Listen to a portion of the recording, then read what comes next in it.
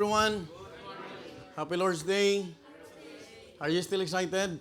Amen. Let's open our Bible in the book of 1 Corinthians, chapter 3, beginning from verse 9 down to verse 15. We'll have another set of responsive reading as I begin reading verse 9. You read verse 10, and then when we reach verse 15, we will read that all together. Can I hear amen? The Bible tells us in 1 Corinthians chapter 3, verse 9, it tells us, "For we are laborers together with God. Ye are God's husbandry, ye are God's building."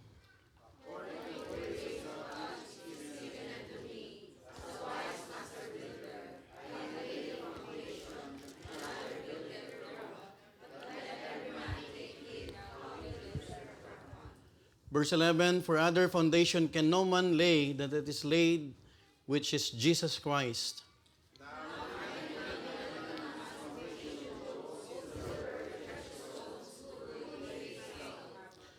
Verse 13, "Every man's work shall be made manifest, for the day shall declare it, because it shall be revealed by fire, and the fire shall try every man's work of what sort it is."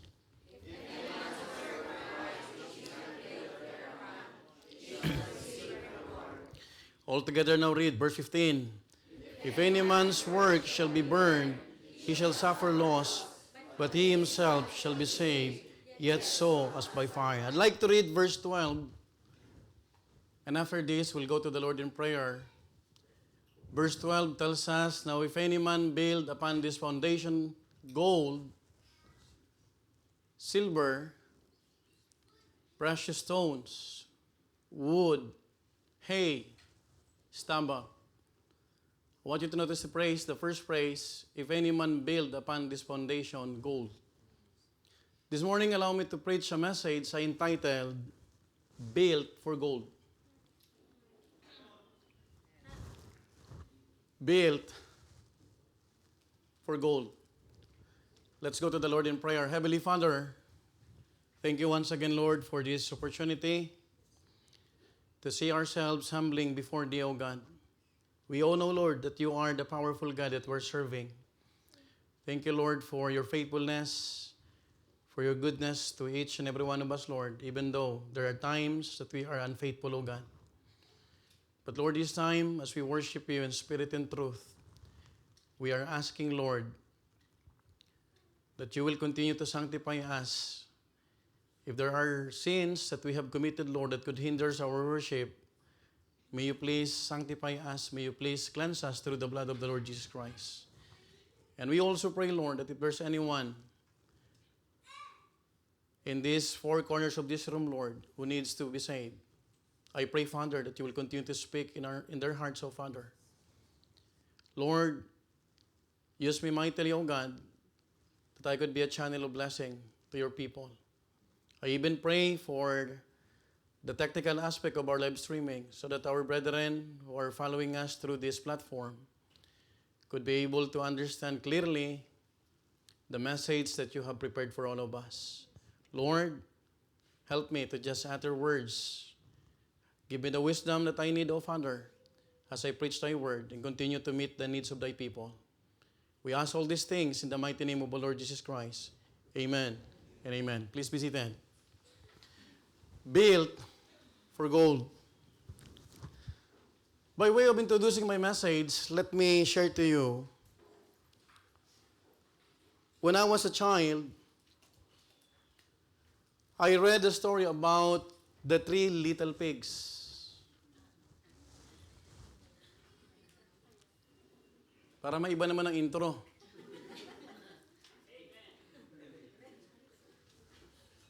In Italian, they call it tre porcelline. Tama po ba? Sino nakapagbasa na nito?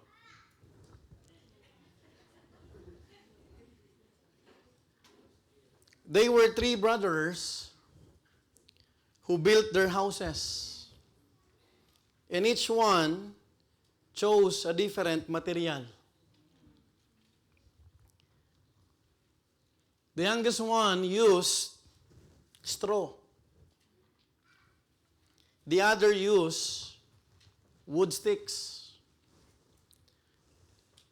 At yung pinakamatanda, the last one, use bricks. At first, it looked like all three houses were fine. Each was a great place to stay. But if you know the story, the moment the test came, the wolf blew each house. At alam natin kung sinong natira.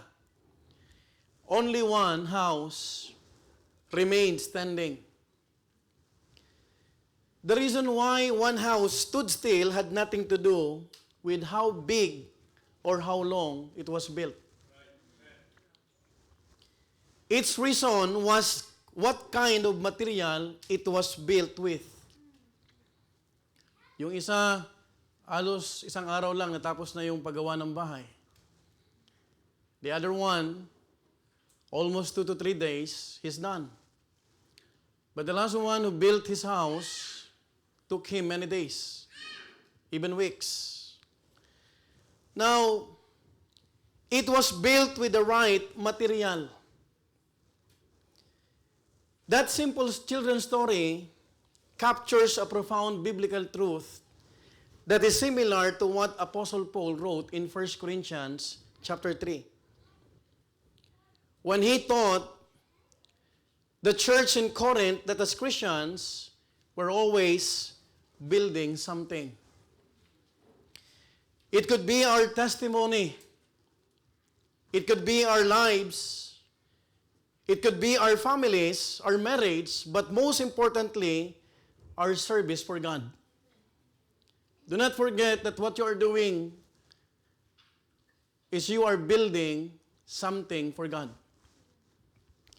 We are all under construction, and we can only see the materials that we built on at the judgment seat of Christ. Now, there was a clear passage about this Bema judgment written in 2 Corinthians chapter 5, verse 10. The Bible tells us in verse 10, "For we must all appear before the judgment seat of Christ, that everyone may receive the things done in his body according to that he hath done, whether it be good or bad." You know what? The word or the phrase judgment seat, it derives from the Greek word bema. When we say bema, we went to Greece, Old Corinth.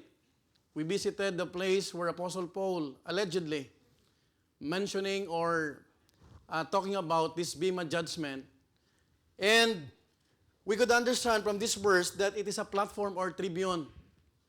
Now, I want you to imagine this morning what judgment seat looked like. If the EBTech could help me, that there is what we call judgment seat of Christ, and you would notice that today's message is an invitation to look forward and pay forward, to live with the end in mind. Because one day, when we stand before the judgment seat of Christ, we will look back on the life we lived, the service we offered, and the choices we made. And one day, on that day, the only thing that will matter is whether our lives were built for gold. So this morning, we'll be talking about the 3 phases of a life built for God, for gold. Now, we will be talking about the 3 phases of a life built for gold. Now, just imagine the one that I've sent to Sister Diamond. Please try to imagine so that you could comprehend what God wants us to understand when it comes to Bema judgment. Because we will be talking about the 3 phases of a life built for gold. Now, try to look at this. This is not the exact, or I am not telling you that this is the exact scenario. But time will come, every one of us, starting from me, hanggang dun sa media area, we will one by one stand before God. Are you following? Haharap tayo sa Panginoon at lahat ng ginawa natin dito sa lupa, try to understand that we will be accountable before the Lord. Whether it's a good thing or a bad thing. Now, let's proceed to the 3 phases of a life built for gold. Number 1, let's talk about our identity as God's laborers. Number 1, the first phase is our identity as God's laborers. The term identity, it refers to who or what person is before the Lord. It is our spiritual identity. It is what we call our standing in God. Who are we before Him? In 1 Corinthians chapter 3, verse 9, look at our identity before the Lord. We are laborers together with God. Can I hear amen? Ye are God's husbandry, ye are God's building. Now, before we arrive in this particular verse, the context of the message is, the church in Corinth had become distracted and divided by personalities and preferences. We know the story. The church in Corinth had become distracted. Why? Because one saith, I am of Paul, and another, I am of what? Apollos. And Apostle Paul asked them, are ye not carnal? Now, Apostle Paul rebuked them and corrected their wrong thinking because they were unknowingly pitting one servants against another. You know what? When we say pitting, it is causing two sides to oppose, to fight, or to compete. But thank God, because Apostle Paul, in this particular chapter, he dismissed the competition by saying, number 1, we are laborers together with God. Can I hear amen? That is why there's no need in the church to compete. Secondly, Apostle Paul dismissed the competition by saying, we are not competitors of each other. Hindi po tayo nagpapaligsahan. Tayo ay kapwa manggagawa. When Apostle Paul says, ye are God's husbandry, he is reminding the Corinthians that they are God's field. Husbandry means a cultivated field.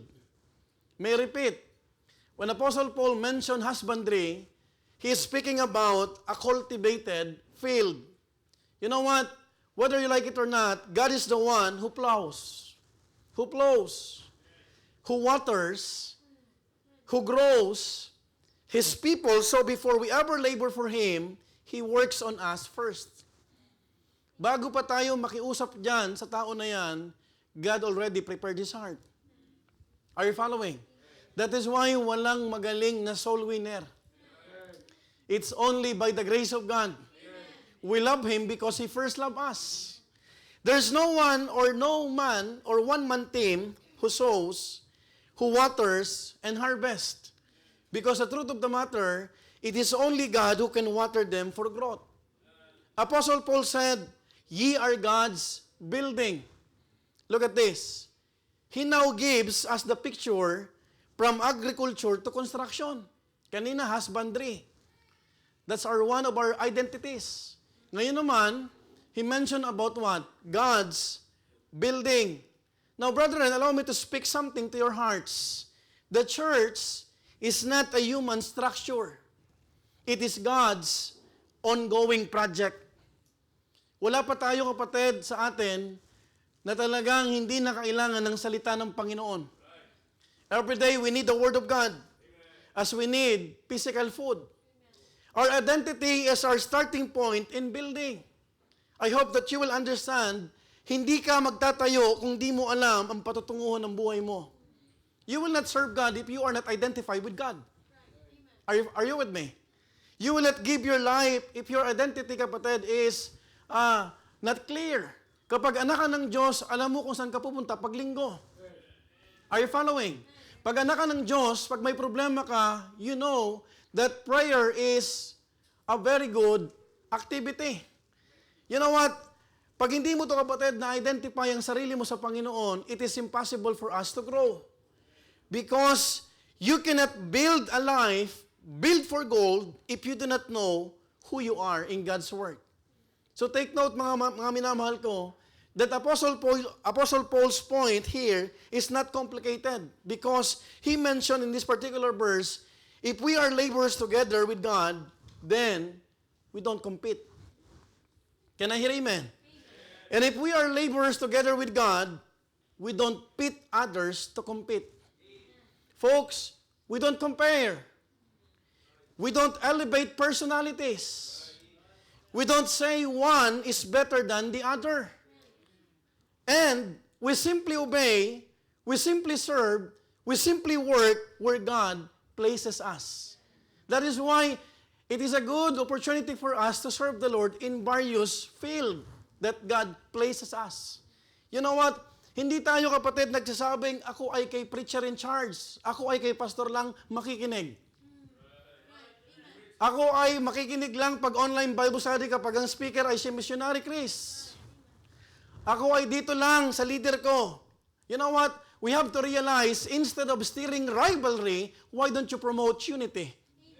Why don't you promote humility? And why don't you promote cooperation? Because many times, we are like the members of the Corinthian church. That we are pitting other para mag-away-away. Walang dahilan kapatid, magpagalingan. Everything that we are doing, we must build for gold. We must build for God. And if you are building for God, definitely, and I can assure you, you are building for gold. Because if you are not building for gold, you have other materials. You know what? Whatever they build on will depend on God's favor upon them, as it is Him who will give the increase. Folks, hear what I have to say this morning. A life built for gold is one that is filled with humility and genuine unity. Ang sarap na ang church o ang outreach nagkakaisa. But a life built for garbage is one that is filled with insecurity, comparison, and even competition. You know what, folks?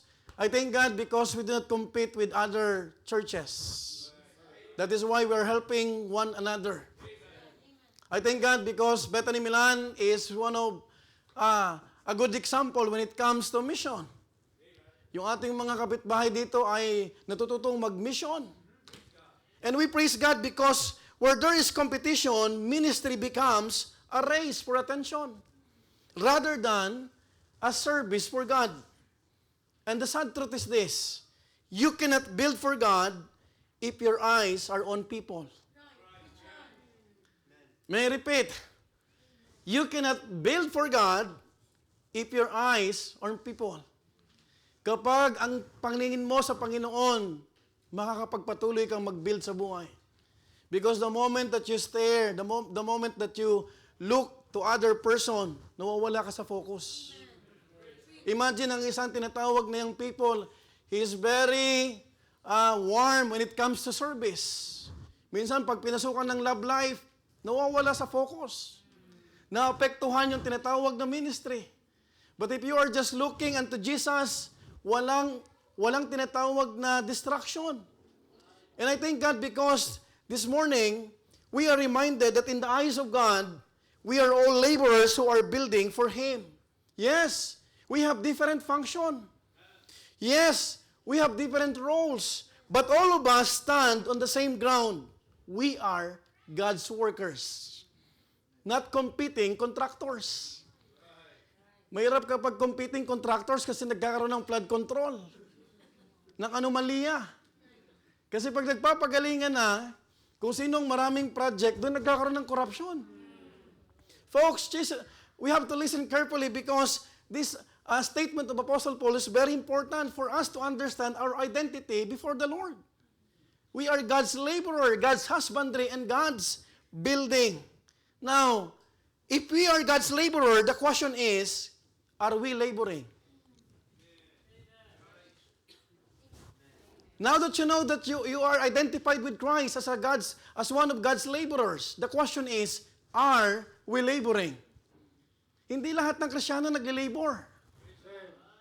But we are happy to identify with God that we are one of the laborers. Next question, what are we doing? That's the question because one day, we will face God at the Bema judgment. Haharap tayo sa Panginoon. The question is, are we laboring? What are we doing? And lastly, who are we laboring with? Who are we laboring with? Sino yung kasama natin sa pagtatrabaho? Because if you think that your seatmate is your co-laborers, you will not compete with him. Amen po ba? Hindi mo siya mamaliitin, hindi mo siya pagtatawanan kahit mali-mali ang grammar niya. Are you following? Sometimes, we are just boasting. Because the truth of the matter, kapatid, we are a unique being. Kahit bulol-bulol ang pronunciation niyan, kahit hindi yan fluent. And sometimes we are thinking that we are good enough. But if we will understand, kapatid, if that is a co-laborers, hindi mo siya, kapatid, papakitaan ng kagaspangan. Folks, listen carefully. We are not employed just to labor for money. We are divinely employed by God to toil on something. I am not employed here with these people. I am employed by God. Because the one who called me is God. Hindi naman kayo tumawag sa akin. Ang tumawag sa akin ang Panginoon. Same thing with you. You are here not because of your pastor. You are here because of God. It is because God placed you in this church. Now, if you will understand very carefully, mga minamahal ko, you would understand also that to till the ground for missions, to cast the seed of the gospel, is the purpose why God placed us in this church. Question is, are we toiling for the furtherance of the gospel? Church, we need to produce gold, not wood, not garbage. This church should produce what? Gold. And take this to heart, mga minamahal ko. You cannot build anything in your life if your life is not built on God. May I repeat? You cannot build anything if your life is not built on God. Mahirap bumuo na hindi mo kasama ang Panginoon na bumuo sa'yo. Are you following? That is why you should know your identity. What is our identity? We are what? Laborers together. And mind you, mga minamahal ko, we are called to be laborers, not celebrities. And if that is the truth of the matter, question, why should we strive for exposure? For attention and applause? You know what? These musicians that we have in hospice ministry, sometimes, hindi naman sila pinapansin eh. Pero sa mata ng Panginoon, yung nagtatrabaho ang makinang. Ang ginto. Amen po ba? At lahat na nagli-labor sa Panginoon, makikita mo kapatid, yun ang ginto at makinang sa harapan ng Panginoon. When Paul said we are laborers together with God, it means that we must also be together with each other. Walang one-man team. You know what? We have to understand this morning, we can't labor together if we are arguing. We can't labor together if we are envious or envying. We can't labor together if we can stand each other. Hindi ka pwedeng mamili sa church kung sino lang gusto mong makasama. Amen po ba? Sometimes, we do not understand, nilagay ng Panginoon yan for a purpose. Hindi mo pwedeng sabihin, ito lang gusto kong kasama, gusto ko yung same personality. Gusto ko same career, same professions. Listen folks, iba-iba tayo. Tama po ba? Dito lang sa church, may taga Batangas, may taga Iloilo, may Bicolano. Tama po ba? May Tagalog, may taga Bulacan. Pag nagtagalog si Sister Telma, makikita mo, Bulacan niya. Pag pinakinggan mo si Sister Doris, alae. Ba't ka nagsaing na malatae? Pero hindi mo pwedeng sabihin, teka lang. Dapat Tagalog lang lahat dito, Italians lang. We praise God because we have Sister Magri, an Italian. We thank God because we are a unique being before the Lord. You know what? Hindi yung ikaw lang at ang Diyos ang nagkakaintindihan tapos lahat kagalit mo na. It's a wrong theology or belief. Na kayo lang ng Panginoon. Basta ako, pastor, nagkakaintindihan kami ng Panginoon kahit kagalit ko sila. Saan mo napulot yan? Hello? Are you following? You know what? Workers together means we collaborate. We work side by side in unity and love. Yun ang tinitignan ng Panginoon regardless of what things we accomplish before the Lord. Because there's no goal for God if we are fighting. Are you listening? Kung tayo ay may pagtalo-talo, workers together means we collaborate, we work side by side in unity and in love. We are not a single employed person who's only answerable to God. Yung nangyayari, kapatid, sa ating kapatiran, we are also what? Accountable. That is why we are laborers together with Him. It means accountable to each other and all answerable to God. Haharap tayo sa Panginoon. Now, how many of us are praying for your brethren?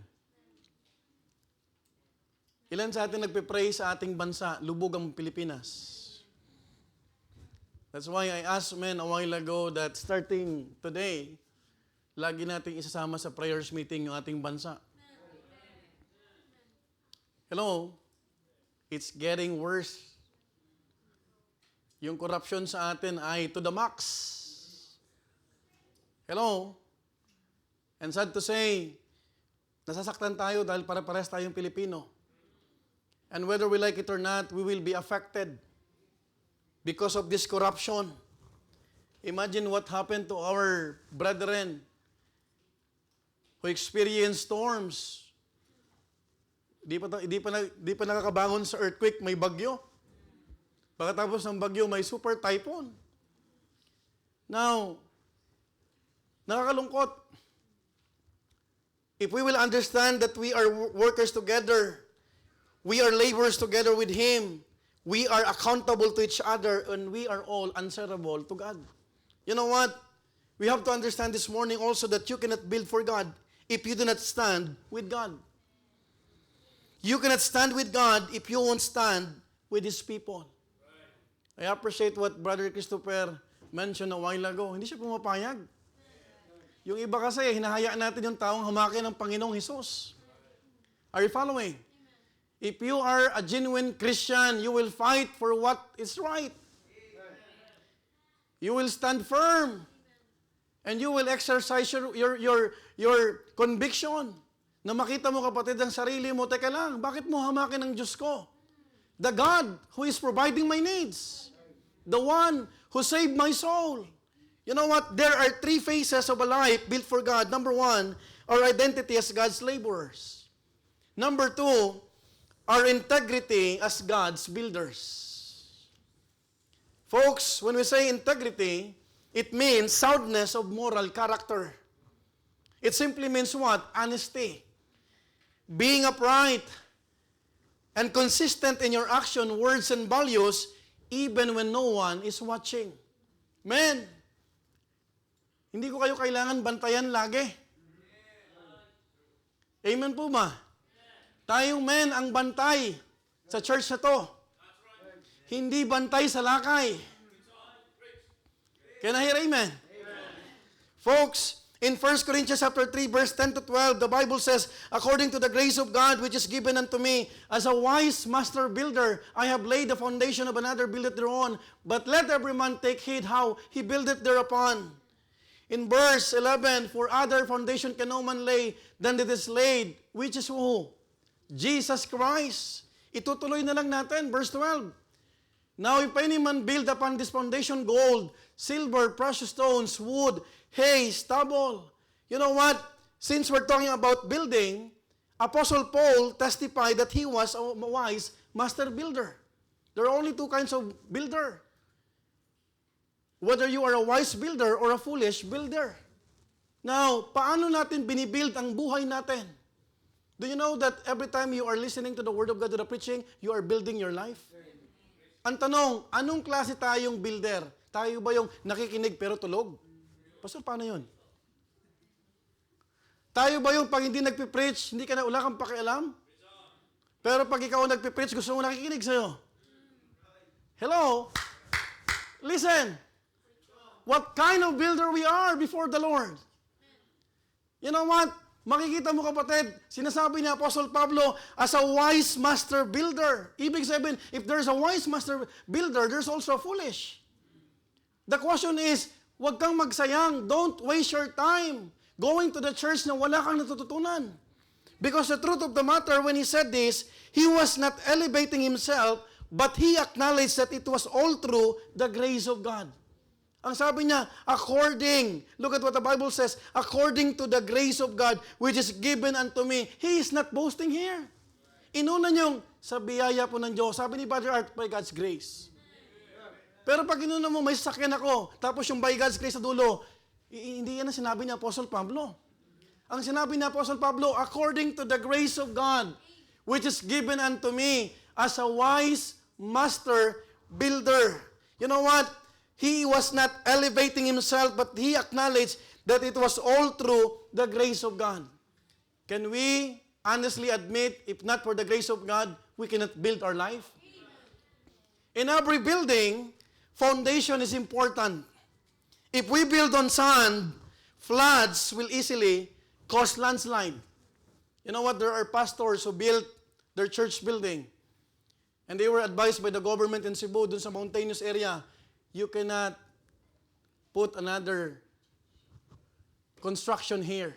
Kasi yung pundasyon wala, gumuguho. That's why, even in this passage, foundation is very important. Ang tanong, sino ang pundasyon natin? Who is your foundation in your life? It should be the Lord Jesus Christ. You know what? We have to choose on which foundation your house is built upon. But more than that, choose the foundation in which your life, your family, and your future will be built upon. Folks, pay attention. Our spiritual integrity is revealed by the foundation we choose. Harap tayo sa Panginoon. Hindi pa ngayon. Pero sa araw, harap tayo sa Panginoon. Now, the question is, do you want speedy progress in building your dream home? Build your house on a soft soil. Madaling gumawa ng kastilyong buhangin. Tama po ba? It's cheap. It is easy. It is fast. And it is convenient. You can dig it in a day. Set it up quickly and admire your progress, but the first strong rain will wash it away. Now, another question, do you want a lasting house? Build on the rock. You must build on the rock. Below the baseline. Dahil kapag may tamang pundasyon ka at matibay ang pundasyon mo, it will take you longer. It will cost you more. It requires digging deeper, and the progress will look slow. But here's the thing. It can and it will withstand rain and storms. Now, kadalasan pag may matinding bagyo, ang natitira yung konkretong bahay. Are you following? Do you believe on that? You know what? The same can be said with our spiritual life. Anything that you build with eternal weight must have the right foundation. And that foundation is who? Jesus Christ. Sino sa inyo ang single? Single. Taas kamay. Walang asawa. Lahat kayo may asawa. O, taas kamay. Outreaches. Taas kayo kamay.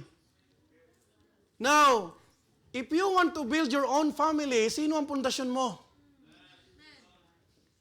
Are you following?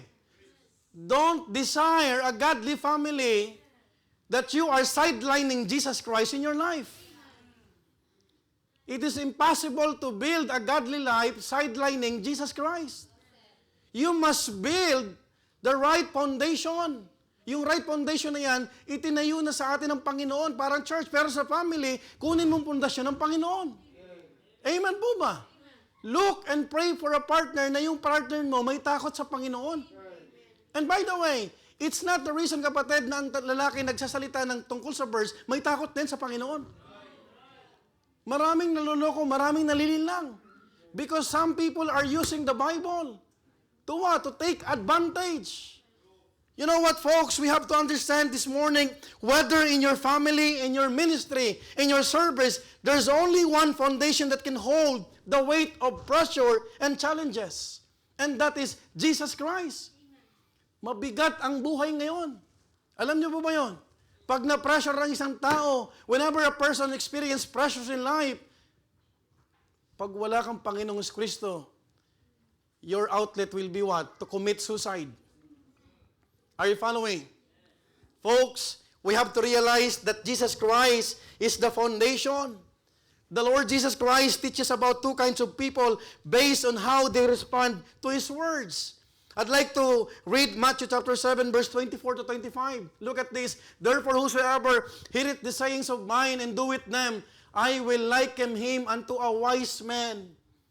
Again, wise man. If there's a wise man, there's a foolish man, which built his house upon a rock. Look at verse 25. And the rain descended, and the floods came, and the winds blew, and beat upon that house, and it fell not. Why? For it was founded upon a rock. You know what? While you are still here, you can serve God. Even you have faced and you have experienced many turmoils in life. It's because your foundation is Jesus Christ. Kung wala ang Panginoon, matagal na tayong wala. Are you with me? Kung hindi lang sa Panginoon. Minsan, yung nagdala sa atin, yung pang ginamit ng kaaway para tayo ay manghina. Pero dahil naging pundasyon ni Sister Ching, yung Panginoon, kahit anong bagyong dumating sa kanya, whether in her family, in finances, you can stand firm and you can continue because your foundation is Jesus Christ. While the foolish builders hears Jesus' words, but does not act on them. Their life is built on the sand, a weak and unstable condition. Folks, may I tell you something? If you will build your family, if you will build yourself, your testimony, or your ministry on talent, personality, emotion, or human strength, it may look impressive for a while, but it will not survive pressure. Why? It will not survive because Jesus Christ is not the foundation. Alam mo ba, the more na tinatamaan ka sa preaching, kapag wala kang matibay na pundasyon, mabilis kang mag-give up. Why? Because Satan is, he's telling you, huwag ka na kasi dyan sa church na yan. But you learn that your foundation should be Jesus Christ. Marami ng taong nang iwan sa iyo, pero ang Panginoon hindi nang iwan sa iyo. Are you following? It will not survive time. It will not survive pressure. Kapag tumataas ang pressure, minsan we are being dictated by circumstances. The Bible says in Proverbs 14, verse 12, there is a way which seemeth right unto a man, but the end thereof what? Are the ways of death. Now, however we choose to live in the privacy of our hearts and homes reveals what kind of foundation we are building our life upon. Kayo pong mga binata at dalaga, you just make sure that your foundation is the Lord Jesus Christ. You ask the Lord, Lord, sino po yung nararapat sa akin? Lord, hindi yung Lord, siya ang gusto ko.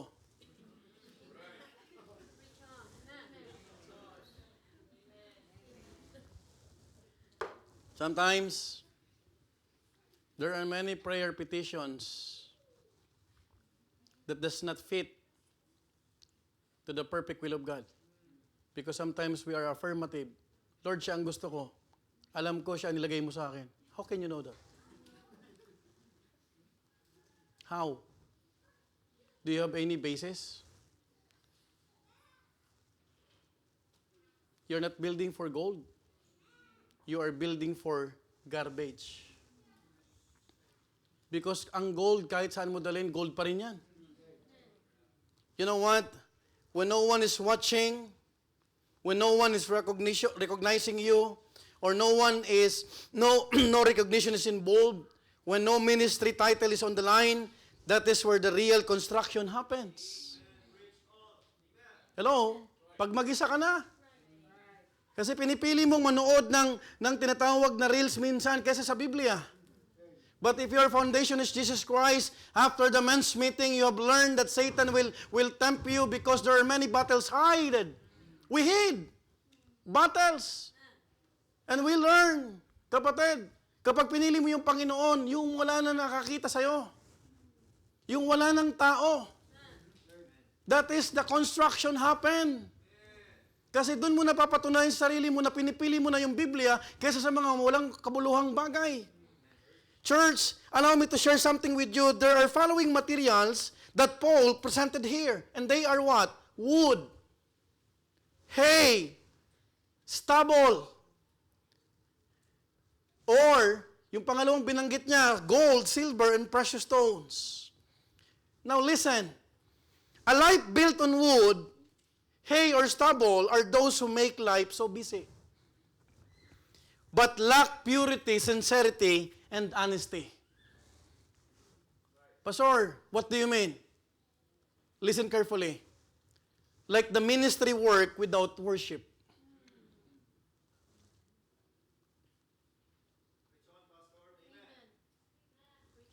Like working for eye service. Brother Jed was cleaning yesterday kahit walang tao. Where's Brother Jed? Kausap ko siya kahapon. Brad, sino kasama mo dyan? Brother John Tuason. Hindi naman to nakikita eh. Tama? Tama po ba? Building without integrity. Lastly, obedience but not out of conviction. Don't obey because you are being forced. Are you following? Huwag mong gawin ang isang bagay na napipilitan ka lang.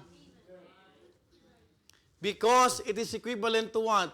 Wood, hay, or stubble. Now, why wood, hay, and stubble? Why is it Apostle Paul? Have you asked this? Bakit ginamit na Apostle Pablo yung mga materials na to? Now, wood represents disposable life. A service that looks solid from a distance but lacks endurance. It is an effort shaped by convenience rather than conviction. Easily built but easily broken. Now, pag ito ang materials mo, madali itong itayo at madaling ihulma. Pero madali din mabali. Just like conviction. Hindi ipagtatanggol ni Brother Christopher yung pangalang Jesus sa trabaho niya kung wala siyang conviction. Are you following? Now, you have to understand, why is it hay? Now, can the AV Tech show to us what is the example of hay? Hay represents the superficial life. Harap tayo sa Panginoon. Harap tayo sa Panginoon. It represents what? The superficial life. These are outwardly abundant but inwardly weightless. Malaki tignan pero walang bigat. What does it mean? Full of motion but lacking substance. Are you following? Now, pag tinignan mo ito kapatid, ang yabong-yabong pero magaan. Hindi siya katulad ng konkretong bricks. Mukhang productive pero walang laman. That is why Apostle Paul mentioned this. Now, let's talk about stubble. Can the AV Tech help me to flash the stubble? These are the stubble. Another picture. It represents the undisciplined life. Take note, I use the word undisciplined. These are fragments gathered without thought, built without order, and burn without resistance. You know what? Parang buhay na bara-bara lang. Walang ayos, walang plano, at ang unang init pa lang kapatid, ubos na. That is why when there is no vision, the people perish. When you are a leader without vision, mabilis kang mawala. Kahit yung taong sumusunod sa iyo, mawawala din. Now, you have to understand na minsan hinahalimbawa ang lahat ng ito para makita natin ano ba yung materials na ginagamit natin in building our lives. You know what? Building a life that's made of gold, silver, and precious stones carry weight, substance, and value. And we have to understand this. A life built on Christ shows integrity in the unseen places. What are those? Number one, in the discipline of our thoughts. Integrity. Paano tayo mag-isip? Secondly, in the honesty of our choices. Thirdly, in the purity of our motives. Bakit tayo gumagawa niyan? What's our motive? Ang makakalam noon, ikaw lang. Pangapat, in the faithfulness of our daily walk. When we build our lives upon these spiritual disciplines with the right motive, we are building a reward made of gold. Wow. At haharap tayo sa Panginoon ang materials na ginamit natin, ginto. And I'm telling you, kahit saan mo ilagay ang ginto, whether in ocean, whether in fire, whether you keep that for many centuries, it is still gold. Pero the wood, the hay, the stubble, mabilis masira. Hindi makakarating kapatid when we say gold, its main characteristic is not the opulence or its value. But gold's main characteristic is in the Bible, and it speaks about purity and endurance. Endurance. Now, what we could learn from what Apostle Paul is telling us in this particular passage, we are God's builders, and if I were to ask you, what are you building today? What are you building today? What's your current project? Magpayaman? Hello? Folks, do you understand the reason why things happening in our society? Pagulo ng pagulo. Right? Tama po ba? Our integrity is more important than our productivity. If you have integrity, kasunod na lang yung productivity. Kasi pwede kang mabilis pero walang integridad. Now, the only currency that heaven will accept as we build is what? Integrity. Hindi yung euro. Hindi Philippine peso. Not even our productivity. In Proverbs 11 verse 3, the integrity of the upright shall guide them, but the perverseness of transgressor shall destroy them. Folks, this is Bible. And we need to understand that productivity measures what we accomplish for God. Integrity measures what are becoming before God. Magkaiba yun. In Micah 6:8, sabi ng prophet Micah, He hath showed thee, O man, what is good, and what that the Lord require of thee, but to do what? Justly. And to love what? Mercy. And to walk with what? Humbleness with thy God. So productivity can be seen and challenged. But integrity shows itself when tested. Why? Kasi magpapakita ka ng humility. You know what? Productivity is tangible, integrity is intangible. Ito na yung mga bagay na wala na nakakita sa atin. Who are we when we are inside our house? Hello? Paano tayo makipag-usap sa tao kapag tayo na lang? Those are things, kapatid, that we need to assess because time will come, haharap tayo sa Panginoon. Pwede tayo linggo-linggo, presentable. Pero how about in weekdays? Can I hear amen? Do not forget that we will face Jesus Christ at the judgment seat of Christ. To our beloved visitors, we need to understand that the Bible does not only speak about the judgment seat of Christ for the believers, but it also warns us about the great white throne judgment for those who do not have genuine relationship with Jesus Christ. And this applies regardless of one's religion or denomination. We're not talking about religion here. We're not talking about denomination here. We are talking about your relationship with the Lord Jesus Christ. Whether you are a good person, whether you are doing also philanthropic deeds. Because what matters is whether a person has truly been saved and whether their name is written in the book of life. To all our visitors, I hope that you will pay attention because one day we will all face before God. In Revelation chapter 20, verse 11 to 15, look at what the Bible says. And I saw a great white throne. This is different to judgment seat of Christ. And him that sat on it, from whose face the earth and the heaven fled away, and there was found no place for them. Verse 12, and I saw the dead, the small, great, stand before God. And the books were opened, and another book was opened, which is the book of life, and the dead were judged out of those things which were written in the books, according to what? To their works. Verse 13, and the sea gave up the dead which were in it, and death and hell delivered up the dead which were in them, and they were judged every man according to what? To their works. Verse 14, and death and hell were cast into the lake of fire. This is the second death. My dear beloved visitors, look at verse 15.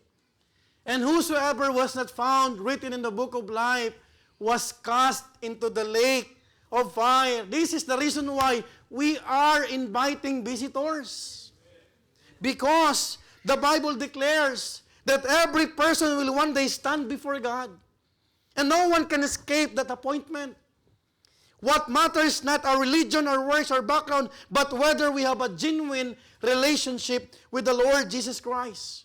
Whether our names are written in the book of life. Visitors, are you 100% sure that your name is already written in the book of life? If you are not sure, then please, we are knocking at the doors of your heart. Because the good news is, you do not have to face that day unprepared. Jesus Christ gave His life on the cross, shed His precious blood, and He rose again after 3 days. You know what? He offers you eternal life. One day, harap tayo sa Panginoon. But, if you will accept Jesus Christ, you will be rewarded and you will have what? Eternal life as a gift. Look at what the Bible says in John 3:16, for God so loved the world that He gave His only begotten Son, that whosoever believeth in Him should not perish but have what? Everlasting life. In John 14:6, my dear beloved visitors, I hope that you are listening very well. Because death is an appointed time and we do not know if tomorrow will still be a good time for us. Jesus saith unto him, I am the way, the truth, and the life. No man cometh unto the Father but by me. The only way is Jesus. And to all the believers, one day in heaven, God will not ask you for your ministry portfolio. He will ask you what kind of heart you built it with. The question is, what did you become because of it? The pulpit is not glorifying slackness over growth and work, but integrity takes the precedence. You know what? Any foundation apart from Jesus is not gold. Any family who relies on what society says rather than God's word in raising their children. You know what? Are you raising your children with the standards of God? Or are you raising your children with your material things? Any marriage built on feelings or convenience, be very careful. You will not get married because of convenience. Are you following? You know what? Kapag binata ka, huwag mong paglaruan ng feelings ng dalaga. Because one day, harap ka sa Panginoon. Pag nasira ang buhay niyan, may pananagutan ka. Any employment built on self-advancement at the expense of spiritual life. Any ambition built on pride or personal glory. Any friendship built on flattery, cover-up, and gossip. Any ministry built on personal strength and performance alone. When you are preaching the Word of God, you are not performing. You are declaring the truth. Are you following? We're not performing here. We are not entertaining people here. The truth of the matter is, the pulpit is reminding us what kind of behavior we ought to have inside or outside the house of God. Folks, let me ask you, are all but just wood, hay, and stubble only waiting to be revealed? Inaantay na lang. Pag namatay tayo, harap tayo sa Panginoon. What kind of materials? If you are to build anything in your life, build it in the foundation of Christ's Lordship. For it will not fall, not friendship. Always choose Lordship over friendship. Amen po ba? Because what you build will not matter in eternity unless what you are becomes pure before God. And lastly, please don't forget this. Build for gold. Build with integrity. Ang tanong ko sa iyo, ilang taon na tayong Kristiyano? Are we building our lives with the materials that God wants us to have? Ilang taon na tayong Kristiyano? Are we building for gold? Or are we also one of the three siblings who use hay, who use sticks, and suddenly, when the test came, nothing happens? But you know what? The reason why God allowed us to be here, for us to be reminded that one day we will face Jesus Christ at the judgment seat of Christ. Number one, our identity as God's laborer. Number two, our integrity as God's builders. And lastly, our inspection by God's purifier. Look at verse 13 to 15. Every man's work shall be made manifest. This is very important, for the day shall declare it because it shall be revealed by fire. And the fire shall try every man's work of what sort it is. Verse 14, if any man's work abide, which he hath built thereupon, what will happen? He shall receive a reward. Last verse, if any man's work shall be burned, he shall suffer loss, but he himself shall be saved. Yet so as by fire.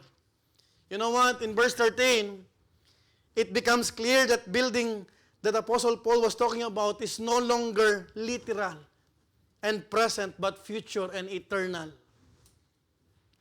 After discussing different materials, the foundation, and his testimony as a wise master builder, he was now drawing our attention from the work of the building to the day of testing. Verse 13 teaches us that every man's work shall be made manifest. What does it mean? Listen carefully. God will bring into the open the works that we do. Lahat ihahayag ng Panginoon. Are you following? Ilang beses kang natulog sa preaching. Ilang beses kang nagtrabaho pero di ka nagbabalik ng ikapo. Your work will be tested through the fire. Sabi ng Bible, for the day shall declare it. What does it mean? Anong ibig sabihin ng Apostle Pablo? There is a scheduled day in God's calendar when everything we built will speak for itself. Kung tayo gumagawa ng calendar of events for 2026, don't forget that God has a calendar for Himself. Amen. It was written already kung kailan tayo haharap sa Diyos. But you know what?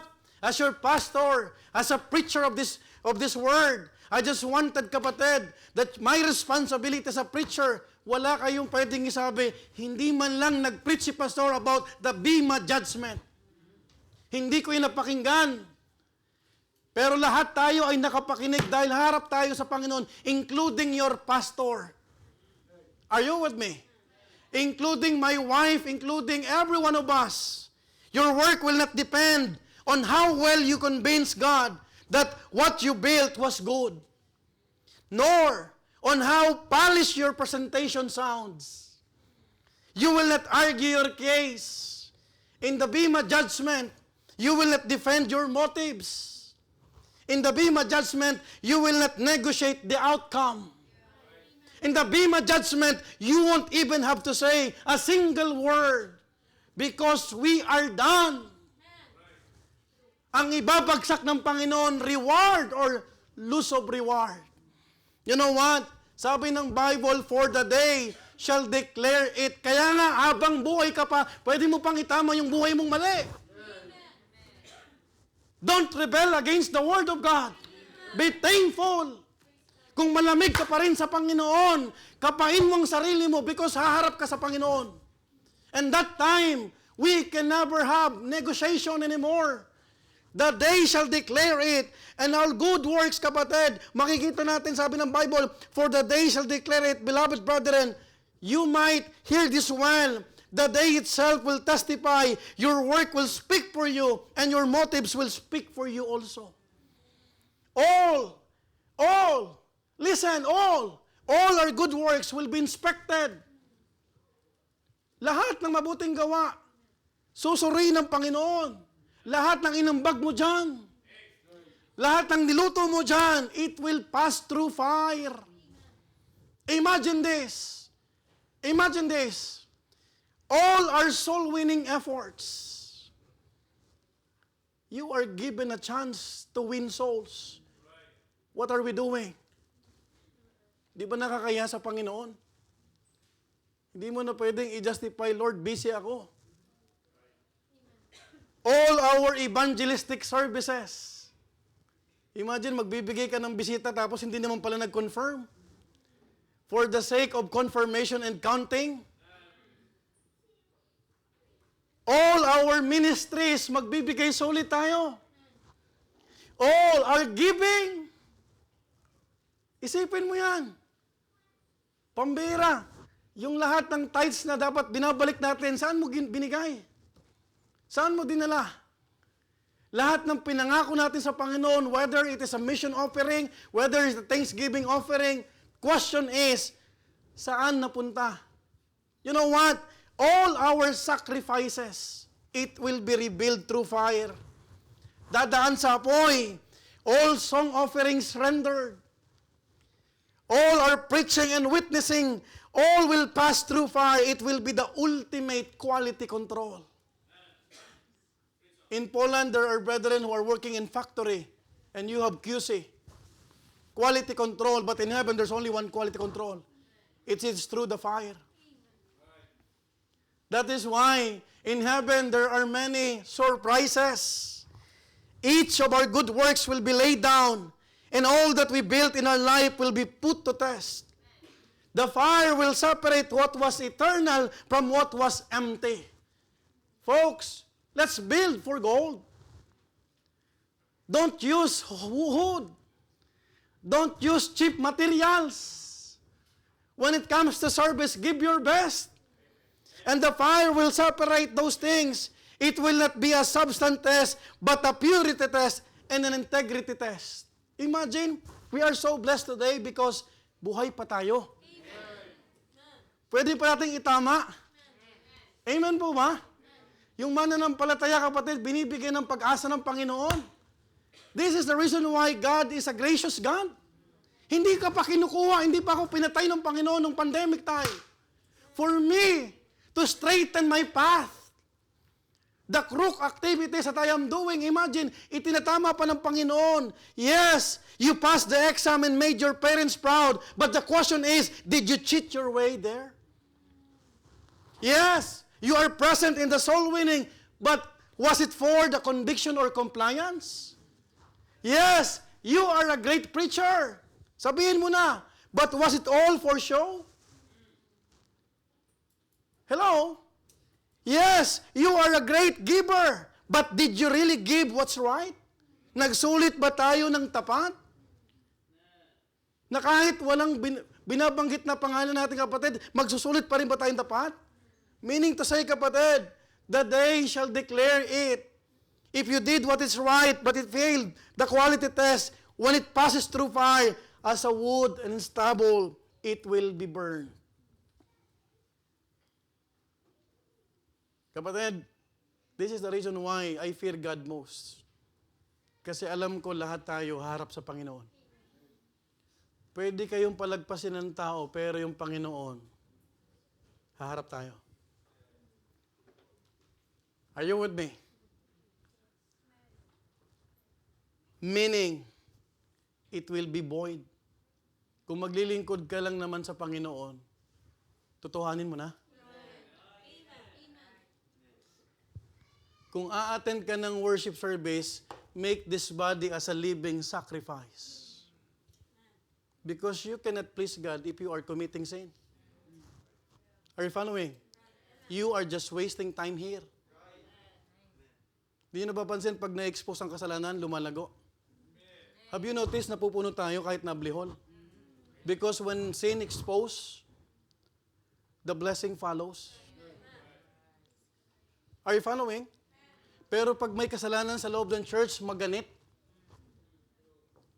That is one thing that I'm always mentioning to the outreaches. Pag may kasalanan, maganit. Anong ibig sabihin ng maganit?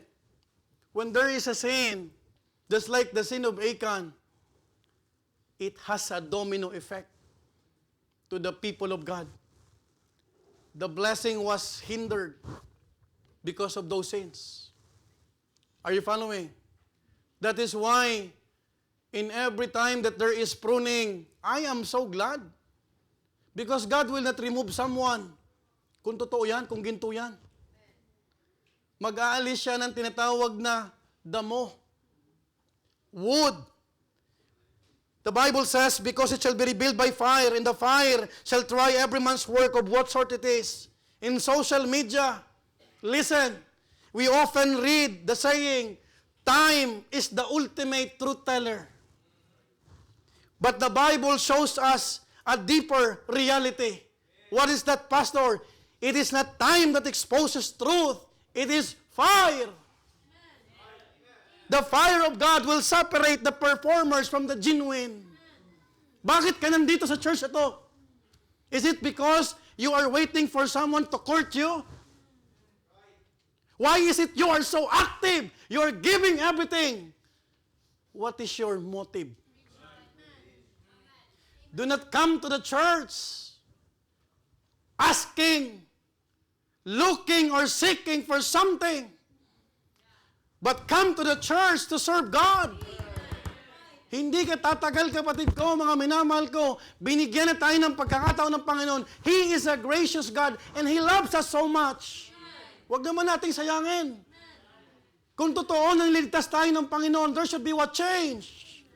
Transformation. To our beloved visitors, I hope you are listening very well. In religion, whatever you do in life, it doesn't matter. But in the true church, holiness matters. We don't have dance ministry here. We don't have praise and worship here. We don't have hidden agenda here. We only have what? True worship. Because our God is true. And someday we will face God at the Bema judgment if you are a believer. If you are not a believer, you will face another judgment. And that is what we call the Great White Throne Judgment. Have you realized that? God can take away our life during pandemic. How many of us, Brother Rodel Joaquin, bypass 3 times? Why is still alive? Because God is a purpose in his life. Are you following? Sister Mercy is still alive. Why? Because He wanted us to give the best for Him. Minsan, kapatid, we are taking it for granted na binubuhay tayo ng Panginoon. Take this to heart, brethren. Malapit nang bumalik ang Panginoon. Have a life built for gold. Because when gold goes through fire, it is still gold. Ang ginto, kahit padaanin mo sa apoy, ginto pa rin. Fire does not hurt gold. It purifies it. Fire refines silver. And fire reveals precious stones. In verse 15, if any man's work shall be burned, he shall suffer loss. But he himself shall be saved, yet so as by fire. You know what? This verse is also a great evidence that salvation can never be lost. One saved is always saved. Hindi na pinag-uusapan sa Bema Judgment kung saved ka o hindi. Lose of reward. Hello? Pero hindi rin kakalimutan ng Panginoon yung naging faithful ka at naging spiritual ka. Hindi siya yung manos. Mabuti, masama, magmanos na lang kayo ng Panginoon. God is not like that. He will judge us according to our works, whether it is good or bad. Now, you may suffer loss, but you yourself will be saved. Aren't you thankful about this reality? Na kahit tayo hindi matapat minsan, or minsan kadalasan, saved pa rin tayo. Amen po ba? You know what? Don't go after the gold of this world, but rather go after the gold in the judgment seat of Christ. I don't have gold. I don't want gold, to be honest. Kung di lang sa marriage ring, di ako mag-gold. I'm not passionate. I'm not after sa mga gold na yan. In fact, I received a love gift from UAE. When I preached during the anniversary, it's a bracelet, gold. Sabi ko, bibigay ko na lang to sa anak ko. Until now, di ko nasusuot. You know what? If you're chasing the gold of this world, you will miss the gold in the Bema Judgment. Are you following? Lahat ng binigay mo sa Panginoon, alam ng Diyos. That is why you don't need to count. Because the best accountant is God. It's not us. Ang accountant natin dito, nagkakamali pa ng bilang minsan eh. Pero pag ang Panginoon nagbilang, walang labis at kulang. Folks, in Colossians 3:2, set your affection things above, nor on things on the earth. Of all those things happening, earthquakes, rumors of wars, corruption, are you still chasing wealth from this world? Or have you realized, Lord, soul winning is the main thing? You know what? Church, this is very important. There is nothing sadder for a believer than to watch every good work he ever did laid before God, only to find out or to see it all consumed by fire. Imagine, nag-choir ka, ang daming rehearsal, pero yung puso mo pala hindi tama, sunog. You preach, daming nag-profess. And then, sa Bema Judgment, your sermon is coming from Google.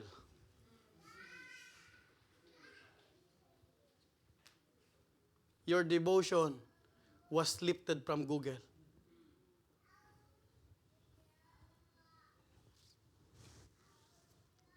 This is what exactly will happen in the Bema Judgment.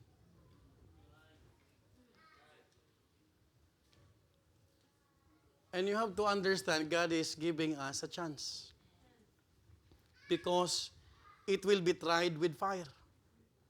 You know what? You have to understand,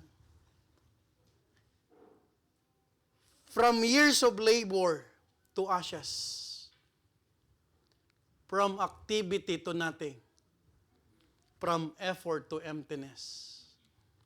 Why? Because it was not built for gold. Akala natin marami tayong reward or award. Pagdating pala sa Bema Judgment, wala. And do you know what will we do with the gold? For those reward, for those things, faithful ka. Ang ganda, spiritual ka. Ang ganda ng ginawa mo talagang you prayed. Those gold materials, what will happen? You will lay it before the feet of Jesus. AB Tech, could you please flash again the Bema Judgment, the picture? Lahat ng totoo, lahat ng tama. Nag-preach ako, walang pakunwari, not of envy, not of pretense, not of hypocrisy. Lahat ng pagpapagal ko, lahat ng pag-aaral ko, lahat ng ginawa ko pala, by the grace of God, ilalagay ko ngayon sa Panginoon. Lord, these are the gold.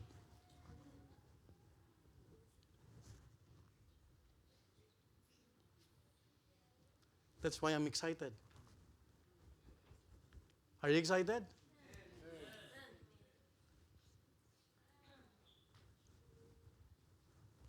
Pero, lahat ng ginawa mo sa ministry, pinagtawanan mo yung kasama mo.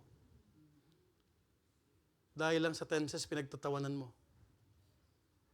One day, harap ka sa Panginoon. Sunog yung ginagawa mo. Hello? Listen. Listen carefully. Those things that I'm saying to you right now, galing dito. Huwag kang matulog. Romans 14:12.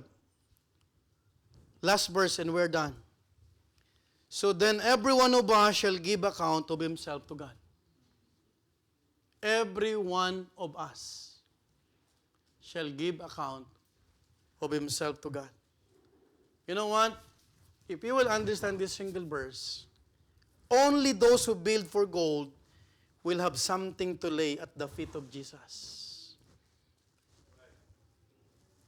The currency in heaven is not euro. Di mo kayang tapatan ng euro ang Panginoon.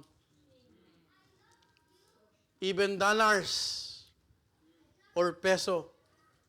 It is integrity, purity, and godliness behind every good work. God has His own calendar. Kung kailan na-save si Brother Romnick, kung kailan siya pumunta sa baleta na nagbabahagi, na totoo lahat, those are the gold. Kung kailan ka sumama sa soul winning because of the report. Kung kailan ka nag-imbita sa gospel hour for the grades only, sunog yan. Hello? Are you following? Are you with me? That's what the Bible says. Pinadaan ni Apostle Paul sa materials for us to understand visibly, tangibly, for us to understand in our finite human perspective na lahat ng pwedeng masunog, kapatid, pwede na nating itigil ngayon. Let's build for gold. If you are a preacher in charge, give your best for God. If you are a leader, then build your group for gold. If you are a single, Lord, I want to have a godly family, maging pundasyon mo ang Panginoon. Amen po ba? Kung hindi ka pa rin nagsusulwining, kung hindi ka pa rin nahahabag sa kaluluwa, this is the best time for you because nakakaya sa harap ng Panginoon. Na one day, wala ka man lang nadala kahit isang kaluluwa. Do you understand what I'm trying to say? Isa-isa tayo haharap sa Panginoon. Tagal mo nang may trabaho ni isang tithes, wala kang binigay na tithes, nakakaya sa Panginoon. Those are materials that easily be burned. That is why your faithfulness, don't compare yourself. Pastor, hindi umatin yung iba sa midweek service. Do it for God.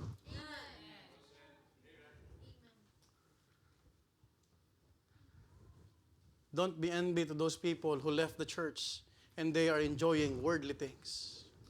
Isang araw, haharap sa Panginoon. Magbibigay tayo sulit. As I conclude, Build now what the fire cannot erase later.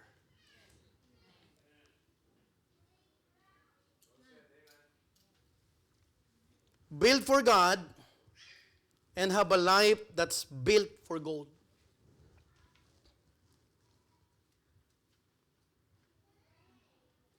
Merong hindi kayang tunawin ng apoy.